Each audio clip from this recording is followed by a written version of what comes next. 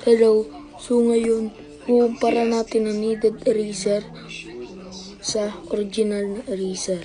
So, itong kneaded eraser, pwede siyang stretch at pwede pa siyang mapanipis. Gaya nito.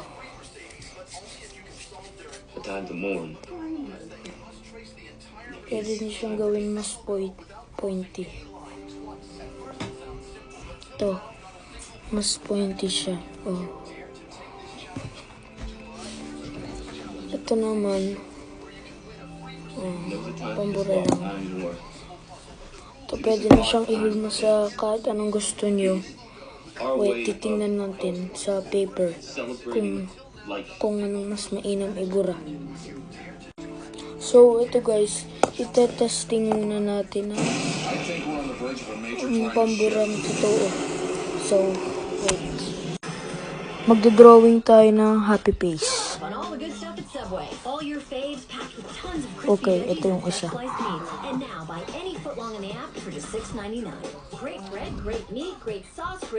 Di ako makapag-drawing na maayos.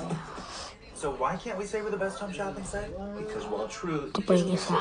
so I can't say homes.com is the best. No. What if we jumbled up the words? Homes best Okay, is so home.com. ikukumpara natin itong eraser na to sa kneaded eraser. So, para sa akin, Fine. What if he said? wait, mamaya ko na sasabihin ko na mas gusto. Okay. So, titingnan natin kung paano siya bumura. Homes.com. So, itatry muna natin itong original na eraser. So, kasi once pag binuran niyo siya, may kalat siya guys, diba?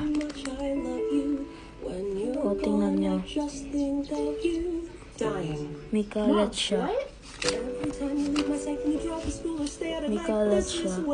Tapos, pagka naman itong kneaded eraser ang ibura natin.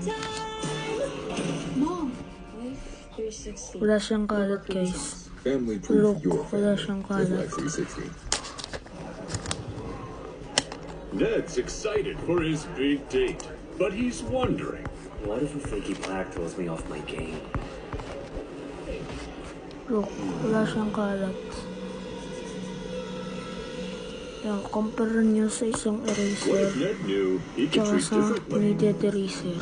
Otezla is the Tingnan number nyo one mas prescribed pill mura. to treat plaque psoriasis.